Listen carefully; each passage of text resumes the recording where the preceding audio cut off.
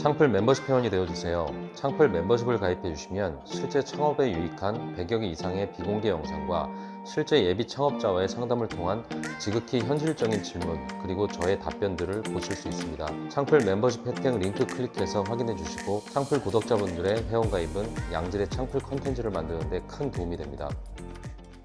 네, 안녕하세요. 창풀직입니다. 오늘 말씀드릴 주제는 고기 프랜차이즈를 좀 얘기를 좀 해보려고 합니다. 고기 프랜차이즈 정석, 고집 132로 보는 고깃집 창업. 광고 없습니다. 제가 좋아하는 고깃집이고 맛있게 먹는 고깃집이기 때문에 지극히 개인적인 이런 고기 프랜차이즈 관련한 어떤 프랜차이즈가 괜찮을 수 있나 이런 걸 제 개인적인 얘기를 좀 해보려고 합니다. 좀 참고하실만 하실 거예요. 고깃집 쪽 관심 있으신 분들은. 고기 프랜차이즈 역사를 올라가 보면 우선 돈데이가 생각납니다. 국내산 삼겹살 1인분에 3,300원? 3,900원? 주머니 사정이 어려운 사람들한테 정말 동네마다 있던 한 줄기 빛이 되어 주었던 브랜드였죠. 동네마다 엄청 많이 생겼었죠. 2000년대 초중반 아마 그때 엄청 유행을 했던 프랜차이즈였던 걸 기억을 합니다. 사실 예전에는 소고기, 돼지고기 수입이 별로 없었어요.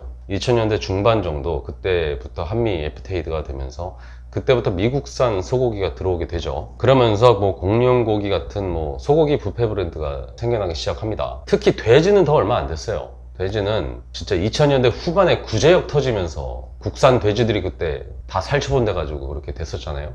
이게 조류독감 같은 경우 닭을 다 죽여도 한 달 만에 크는데 이 돼지는 한번 싹 죽이면 이게 몇 달이 걸리니까 버틸 수가 없죠. 그러다 보니까 그때부터 돼지를 수입을 하기 시작했죠. 처음에 시작했던 이런 공룡고기 같은 그런 무한리필집 기억하실지 모르겠는데 하루에 진짜 500만 원 매출 이런 거 파는 집들 많았어요. 돈데이 회사에서도 가만히 있을 수 없잖아요. 그래서 고기킹 이런 브랜드도 또 냈었습니다. 고기 뷔페는 대형이다 보니까 작은 창업 비용으로 소형으로 할 수 있는 브랜드들도 생겨나기 시작합니다. 소고기 전문점 우스나 소가좋아 이런 브랜드들 창업 비용은 한 1억 5천 정도. 1억 5천이라는 거는 점포 구입비하고 시설비까지 합해서요. 1억대에 할 수 있는 그때 고깃집 프랜차이즈 그때 막 많이 생긴 거죠. 30평대에 14개 테이블, 월 매출 3천만 원 팔면 한 7, 800 가져갈 수 있었던 소자본 창업형 고기 프랜차이즈가 그때 생겨납니다. 제가 볼 때는 1억대로 차려서 그래도 돈을 벌었던 시대가 이때였던 것 같아요. 이때 마포갈비라든지 이런 갈매기살이나 이런 소고기 전문 이렇게 갔었죠. 그랬다가 그때 광우병이 터지면서 그 브랜드들이 싹 다 망했습니다. 이런 취약한 부분들이 있어요. 이 고기라는 게 수급이 문제가 되는 업종들이 사실 그렇죠. 근데 어쨌든 공룡고기든 돈데이든 우스든 그 뒤에 어떤 고기 브랜드든 프랜차이즈 사업 방향이 명확하죠. 일단 고기가 많이 팔려야 됩니다. 고깃집은 고기가 많이 팔려야 돼요. 고기를 많이 먹어줘야 수입업체나 가공업체인 본사가 돈을 벌 수 있는 거거든요. 주머니 사정이 어려운 사람들을 고객으로 삼아서 그렇게 장사를 시키지만 창업자들 또한 1억 5천에서 2억 사이로 창업을 할 수 있었던 고깃집으로 그 정도밖에 투자를 안 하고 돈을 벌 수 있었던 그런 시대였던 거죠. 그리고 가성비를 갖추고 많이 팔아야 된다. 박리다매라고 얘기하지만 사실 본사는 박리가 아니에요. 가맹점주가 박리지. 애초부터 본사는 많이 남는 걸 가지고 사업을 시작하기 때문에 박리일 수가 없습니다. 얼추 자기네 마진이 확보가 된 것들을 소재로다가 어쨌든 그 아이템으로다 장사를 시키는 거죠. 대신에 근데 가맹점은 박리예요. 많이 팔아야 돼요. 이게 사실 고깃집 창업의 정석이죠. 모델의 정석입니다. 지금 시중에 삼겹살보다 갈매기살이 싸면 갈매기살 브랜드가 뜨는 겁니다. 마포갈매기나 설해갈매기. 사람들이 삼겹살만 많이 먹으면 상대적으로 갈매기살이 싼 거죠. 근데 사람들이 인식이 갈매기살은 삼겹살보다 비쌀 거야 이런 인식이 있기 때문에 싸게 느끼는 겁니다. 갈매기살을 삼겹살 가격으로 즐긴다 이런 느낌이죠. 실제로 시중에서 뜨는 프랜차이즈들은 항상 그 원재료 가격이 똥값일 때 떠요. 연어값이 똥값이면 연어 브랜드들이 확 뜨는 거고, 족발 프랜차이즈가 많아졌을 때도 사실상 족이 엄청 쌌을 때입니다. 고객들이 느꼈을 때 가성비를 느끼려면 원재료 가격이 수급 상황상 매우 싸야 됩니다. 그래야 본사가 가맹점에 넘길 때 본사에 먹는 이 폭이 크고 가맹점도 먹고 살 수가 있는 거죠. 극단적으로 예전에 그 감자탕 브랜드 감자뼈 이게 무슨 값이 있었습니까? 근데 그때 감자탕 브랜드가 미친 듯이 나왔었죠. 홍초불닭이라든지 매운 닭발 브랜드 이런 거 나왔을 때 닭발 그거는 무슨 닭공장에서 공짜로 주던 거였어요. 그 정도로 거의 원재료가 싸야지만이 그거랑 뭐 양념을 뭐 버무려 가지고 뭐 공급할 때 이 갭이 크잖아요. 이래야지 프랜차이즈 사업이 되는 거예요. 그래서 어쨌든 그런 상황이 계속 오는 겁니다. 싼 거 이걸로 프랜차이즈 사업하는 거. 대패 삼겹살 뭐 키로에 600원 할 때 1,900원짜리 대패 삼겹살을 팔고요. 엉터리 생고기 같은 멀쩡한 고깃집에서 무한리필 삼겹살 브랜드 들고 나왔을 때 수입산 삼겹살 가격이 키로에 5,000원이었어요. 칠레산, 독일산, 오스트리아산 이런 게 키로에 5,000원일 때 삼겹살 무한리필 집들이 나왔던 겁니다. 무한리필로 해야지 고기가 많이 소진되고 고기가 많이 들어가야지 본사가 돈을 벌잖아요. 그런 식으로 되는 거죠. 차돌박이가 쌀 때 차돌박이 브랜드가 계속 나오게 되고 고객들은 소고기를 싸게 먹을 수 있다라는 가성비 느낌으로 사람들이 찾아오죠. 고객들이 찾아옵니다. 그렇게 해서 많이 먹으면 본사는 돈을 벌죠. 그리고 가맹점도 돈을 법니다. 가장 싼 원재료를 기반으로다가 사업을 하시는 것 중에 거의 신이라고 할 수 있는 게 거의 백종원 대표시죠. 가장 싼 원재료를 가지고 소스나 다른 피처링을 통해서 진짜 멋지게 만들어내는 겁니다. 그분이 만약에 시작하는 아이템이 있다. 그럼 원재료가 싼 거예요. 뭐 한신 포차 닭발 원재료 싸고 새마을 식당 열탄 불고기 불고기 묵전지살입니까? 그 얇게 점여가지고 양념 묻혀서 파는 거잖아요. 그 원가가 얼마나 싸요. 거기다가 뭐 우삼겹 이런 것도 어쨌든 싼 재료죠. 뭐 차돌박이보단 싼 거 아니에요? 어쨌든 지금은 그러다 보니까 뭐 다른 브랜드들도 밀가루 관련된 거, 뭐 홍콩 반점이라든지 뭐 미정국수라든지 뭐 역전우동이라든지 이런 밀가루가 싸잖아요. 롤링 파스타라든지 뭐 이런 것들도 싼 거고 최근에 뭐 만든 뭐 연돈 볼카츠 이것도 뒷다리살이잖아요. 뒷다리살이 싸거든요. 어쨌든 원재료 가격이 싸야 그거 가지고 맛을 내야 고객들도 가성비를 느끼고 점주들도 먹고 살고 본사도 먹고 살 수가 있는 거예요. 이건 불문율입니다. 그 다음은 원재료 가격 싼 것도 있지만 그렇게 백종원 대표님처럼 피처링을 통해서 더 싸게 맛있게 즐길 수 있는 브랜드들도 생기죠. 600g 플러스 600g을 외쳤던 소갈비살 브랜드가 있었죠. 근데 사실상 그렇게 뛰어나지 않는 질의 소고기를 되게 맛있게 육질을 만들었단 말이에요. 이게 바로 수준 높은 염지 기술로다가 부드럽고 쫄깃하게 만드는 겁니다. 원래 연육이라는 게 고기가 무너지게 되는 스타일이 많은데 이건 고기가 연해지면서 쫄깃함까지 유지하는 걸 보고 아 역시 기술은 일본인가? 뭐 이런 생각도 했었습니다. 당시에 일본 염지제로다 뭐 했다라는 뭐 이런 얘기도 있었으니까요. 거기다 뭐 돼지 껍데기가 똥값이야. 그럼 돼지 껍데기를 좀 고급으로다가 두껍게 해가지고 그렇게 고급화 브랜드를 내자 이런 식으로 피처링을 거쳐서 또 이렇게 유행을 하기도 하죠. 어쨌든 원재료가 싸야 돼요. 그 뒤로 뭐 또 여기저기 소갈비살집이 계속 생기니까 소갈비살이라고 뭐 남아나요. 그러다 보니까 점점 가격이 오르고 가격이 오르면 또 가맹점들의 수익이 약화되고 소갈비살이 잘 됐다니까 요놈 저놈 다 따라가지고 비슷한 브랜드 나오고 그럼 경쟁력 또 많아지고 이렇게 해서 도저히 못 살겠다 싶었을 때 또 똥값이었던 돼지갈비살 뭐 목전지사 합회가 이런 브랜드가 또 나오는 거죠. 당시에 돼지갈비가 쌌던 겁니다. 돼지갈비 고기가 똥값이 되니까 바로 돼지갈비 브랜드가 나오고 거기다 뭐 목전지도 섞여서 하니까 더 수익 높아지죠. 차돌박이도 뭐 우삼겹이 좀 섞이고 대패 삼겹살에 삼겹살만 들어가는 게 아니라 뭐 전지살 후지살도 좀 섞이고 뭐 이렇게 돼야지 더 가성비 있게 많이 줄 수 있잖아요. 어차피 가성비 있게 싸게 먹는 곳이다 보니까 고객들도 그렇게 막 대단하게 항의도 안 하죠. 그래서 그렇게 성행했던 소갈비살 브랜드가 가고 돼지갈비 브랜드로 또 이렇게 갈아타서 가는 겁니다. 무한리필로 했어도 당시 처음 시작했을 때만 해도 원가 30% 미치 가능했다니까요. 죽어라고 먹어도 원가 30% 미치면 가능했어요. 초창기에 그래서 소갈비살 브랜드에서 간판가리 했던 사람들 돈 되게 많이 벌었잖아요. 고객들도 좋죠. 아무리 가성비 좋은 차돌박이나 소갈비살이라도 몇 번 먹었으니까 우리 동네 좀 간판 갈아가지고 돼지갈비집 새로 생기면 또 갈 수 있고 좋잖아요. 이렇듯 당시에 원재료가 싼 걸 가지고 한마디로 고객이 느끼는 기대 가격과 본사의 원재료 가격 차이가 클 때 그렇게 브랜드가 생겨나고 그렇게 마구마구 흥하지만 언제 그 브랜드가 죽게 되냐면 너도 나도 쉽게 브랜드를 만들다 보니까 수요가 커지게 되고요. 수요가 커지면 원재료 가격이 올라가요. 원재료 가격이 오르면 공급 가격이 비싸지게 되고 점점 더 마진이 줄어드는데 또 경쟁자들이 많아지니까 그렇게 가맹점들이 죽는 겁니다. 본사는 잘 안 죽어요. 죽기 전에 또 다른 재료로 또 다른 걸 만들겠죠. 준비를 하겠죠. 게다가 서비스의 차별화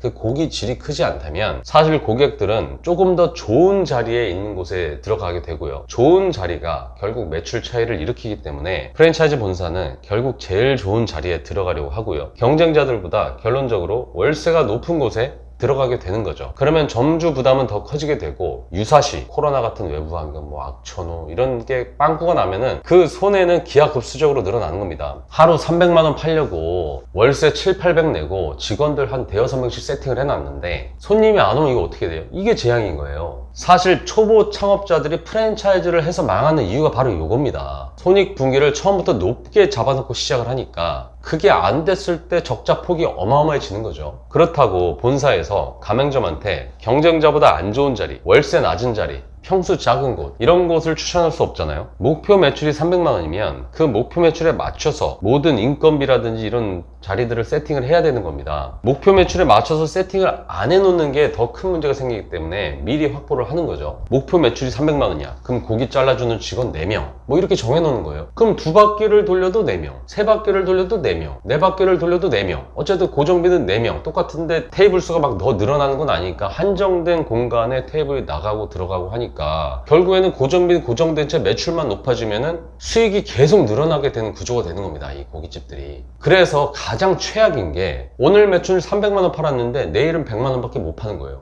이게 재앙이에요. 일정한 매출이 일정하게 들어와 줘야 되는, 근데 일정한 매출이 어떻게 돼야 돼요? 사람이 계속해서 지속적으로 들어오는 상권 입지여야 되잖아요. 나와줘야 되는데 고정비는 그대로인데 그래야지 그 고정비를 최대한도로 누수 없이 쓸 수가 있는 건데 고정비는 최대 매출에 맞춰서 세팅했는데 매출이 그보다도 못한 날이 많게 되면 진짜 매출이 5천만 원, 6천만 원 나왔는데도 적자가 날 수가 있는 겁니다. 그래서 유명 브랜드들이 살고 애매한 브랜드들이 죽는 경우들도 바로 이것 때문에 있는 거예요. 왜냐면 유명 브랜드들이나 최고 브랜드들은 그 브랜드를 하려고 하는 사람들이 그래도 투자금이 있는 사람들이 많죠. 돈 있는 사람들은 일단 1등 브랜드를 좋아합니다. 2등, 3등 싫어해요. 뭐 가성비 이런 것보다도 1등을 좋아합니다. 왜냐면 돈을 많이 버는 것보다 안정적인 걸 좋아하기 때문이죠. 고객들도 기왕이면 1등 브랜드로 가잖아요. 본죽이랑 주기약이 있으면 본죽 가죠. 뭐 역전할머니, 뭐 크라운오프 있으면 역전할머니 갈 겁니다. 봉구비어가 1등 할 때 옆에 뭐 춘자비어, 상구비어 이런 거 있어도 다 봉구비어 가잖아요. 그래서 돈 있는 사람들이 1등 브랜드로 가고 그보다 못한 투자금을 가진 사람들이나 그보다 못한 그 상권을 선점하지 못한 사람들이 2등, 3등으로 가는 거죠. 그리고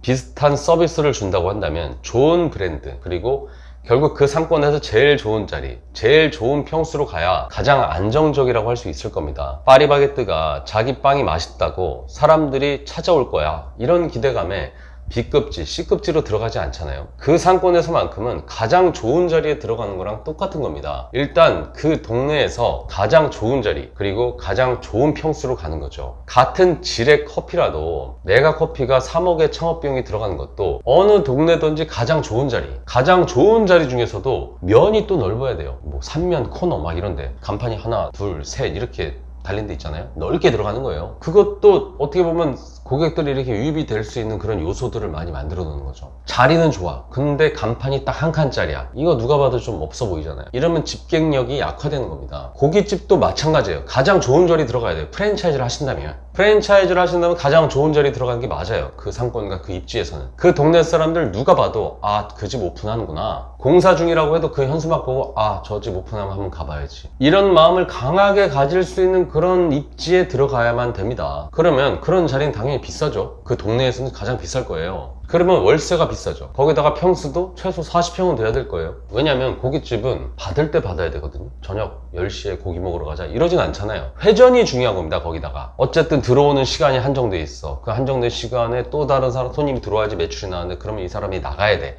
그 다음에 또 들어와야 돼. 이게 회전이 중요한 거거든요. 무한리필집이 처음에는 막 40평짜리에서도 돈 벌고 하다가 점점 더 60평, 80평 이렇게 늘어났던 이유도 처음에는 상권 좋은데 들어가거나 오피스가 이런 데는 와서 먹고 나가고 이러는데 점점 상권이 B급 상권, C급 상권으로 가니까 아파트 주택가 막 학생들, 엄마들 받게 되니까 이 사람들이 한번 들어와서 앉으면 안 나가. 안 나가니까 그 시간 동안 기다리는 사람은 어떻게 해요? 다 보내야 되잖아요. 그러니까 평수 클 수밖에 없게 하는 거예요. 그래서 자리가 좋고 평수가 어느 정도 갖춰진 곳을 들어가려면 점포를 구하는 비용만 고깃집 프랜차이즈는 최소 3억 생각해야 돼요. 뭐 수도권 쪽은 뭐 2억까지도 되겠지만 서울이나 수도권은 좀 나름 괜찮은 상권에선 점포비로만 3억 생각해야 됩니다. 저라면 그렇게 해요. 저라면. 프랜차이즈 고깃집으로다가 성공하려면 점포비로만 일단 3억을 쓰겠다 이 생각해야 됩니다. 진짜 아무리 양보해도 2억까지는 생각을 해야 돼요. 그래야 안정적인 창업이 가능합니다. 특히 프랜차이즈는 그래요. 반대로 프랜차이즈 말고 유명 개인 고깃집이라고 한번 생각해 보자고요. 그 유명 개인 고깃집에 들어가서 먹고 있는 그 고객들이 그 동네 사람들일까요? 아니면 먼 곳에서 찾아온 손님들일까요? 그런 곳들 많잖아요. 뭐 생활의 달인, 수요미 식회, 뭐 이런 하나밖에 없는 집들은 먼 곳에서까지 찾아온 고객들을 대상으로 장사를 합니다. 그렇기 때문에 상권을 넓게 보고 장사를 하는 거죠. 어쨌든 하나밖에 없어서 그 맛을 즐기려면 그곳까지 찾아와야 되는 거예요. 근데 프랜차이즈는 어떻죠? 상권이 매우 한정적이죠. 옆 동네나 멀리서 올 필요가 없습니다. 그 동네에 또 있으니까. 그래서 그 한정된 상권에서 그 한정된 수요만으로 장사를 해야 되는 게 프랜차이즈 가맹점의 숙명이에요. 그 동네 고객들만을 대상으로 하기 때문에 그 동네 고객들이 더 많이, 더 자주 오게 하기 위해서 좋은 자리에 들어가 있어야 되는 거예요. 상권이 작기 때문에. 그래서 자리가 좋아야 되는 겁니다. 그러려면 최소한 3억이라는 점포 비용, 동네 상권, 신도시 상권 뭐 이런 데서도 솔직히 좀 좋은 데 가야죠. 2억 정도는 잡아야 돼요.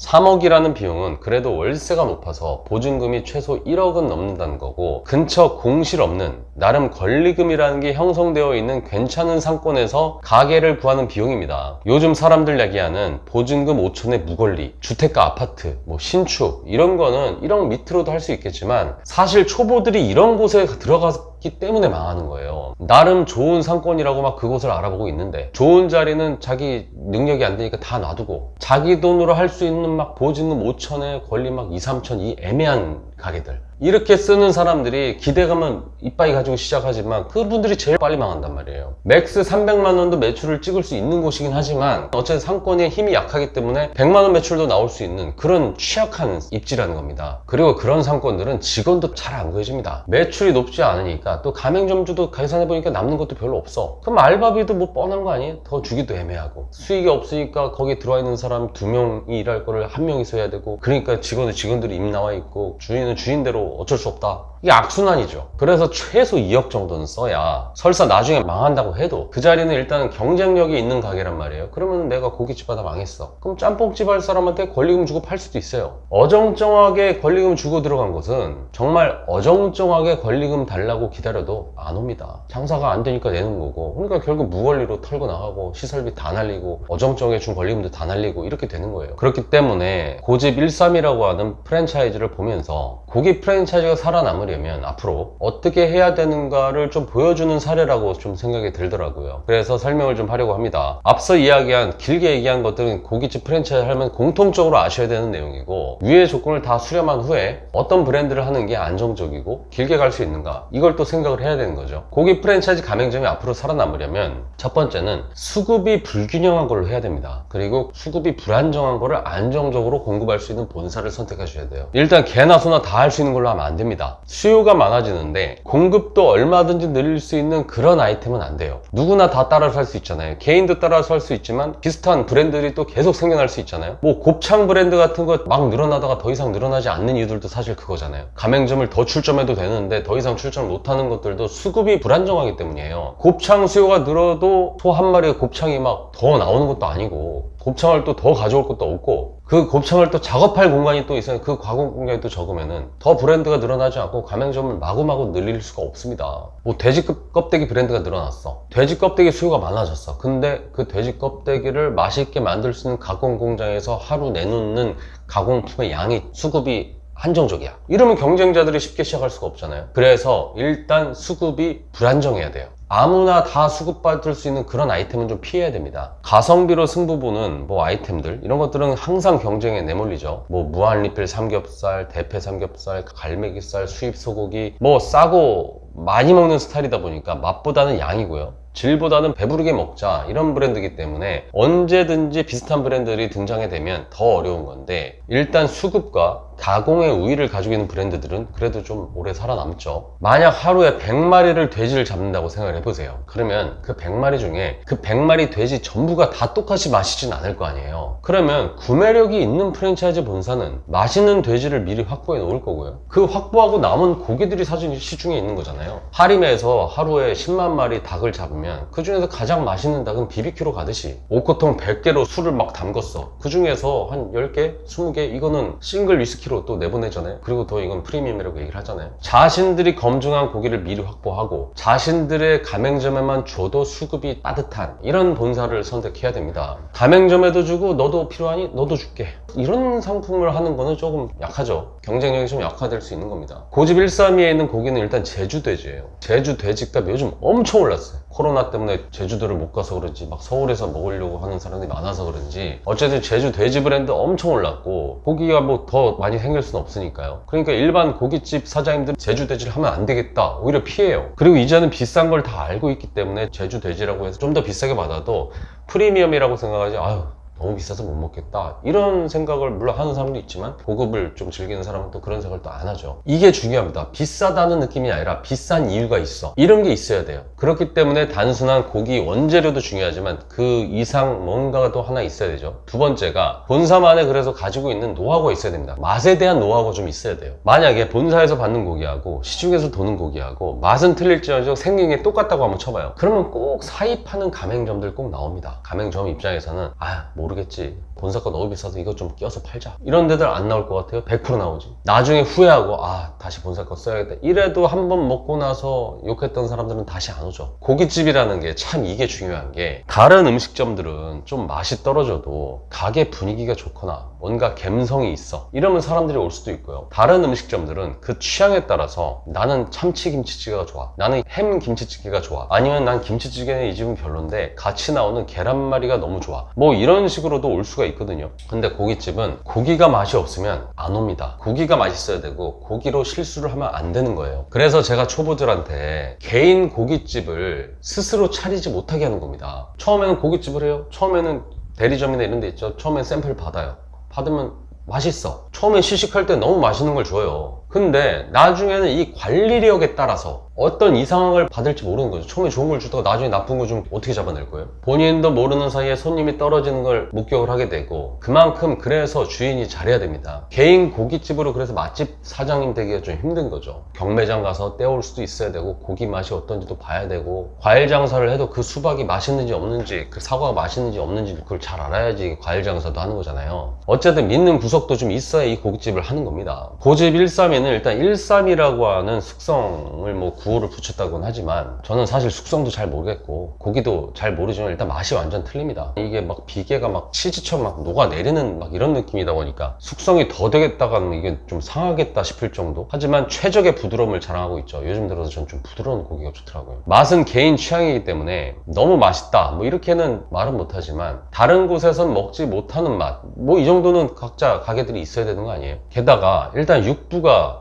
안 보입니다. 고기 잘라주는 사람이 없는 거죠. 막 거기서 막 다듬고 막 육부장님 뭐 예전에. 그러다 보니까 가맹점에서 또 할 일이 없는 거죠. 원가는 당연히 통으로 다 받아서 직접 자르는 게 더 싸겠지만, 요즘은 인건비 비싸지다 보니까 또 그거 직접 썰고 막 못 쓰는 것도 이렇게 잘라내다 보면 또 수율 떨어지고. 그래서 앞으로는 제가 볼 때는 손질까지 다 돼 있는 거 받는 게 전 이득이라고 생각을 해요. 비싸게 받더라도 그게 더 이익입니다. 앞으로는 고깃집들이 다 원팩으로 받는 시대가 분명히 올 겁니다. 그게 유리한 시장 상황이 지금 오고 있어요. 어쨌든 그 브랜드만의 노하우를 가지고 와야 되고, 그만큼 가공이 잘 돼서 와야지 일단 가맹점에 좀 손이 좀 덜겠죠. 세 번째는 테이블 단가가 높아야 돼요. 고기 프랜차이즈는. 전 사실 이게 포인트라고 생각을 하는데, 똑같이 한 테이블 받고 똑같이 20개 테이블을 받는다고 쳐봤을 때, 테이블 단가 5만원이면 100만원 매출이고, 테이블 단가 10만원이면 200만원 매출이에요. 5천원짜리 우동 파는 거랑 그 우동에 오뎅 토핑 올려서 만원 받고 파는 거랑 인건비가 다른가요? 임대료가 다른가요? 똑같죠? 근데 100만원 매출이라고 인건비를 절반만 쓰고, 뭐 200만원 매출이라고 인건비를 더블로 쓰고 그럴까요? 임대료가 뭐 절반이고 더블이고 뭐 이렇게 되는 거 아니잖아요. 어차피 한 바퀴 장사 똑같은 겁니다. 그러면 테이블 단가가 높아야지만 매출이 높아질 거고, 인건비, 임대료, 원가를 고정으로 했을 때 매출이 높으면 높을수록 수익이 수직 상승하게 되는 거죠. 이래서 앞서 이야기한 것처럼 어정쩡한 자리에 들어가면 재앙인 게, 한 테이블 들어와서 10만원 쓰고 나가고 또 들어오고 또 잘라주고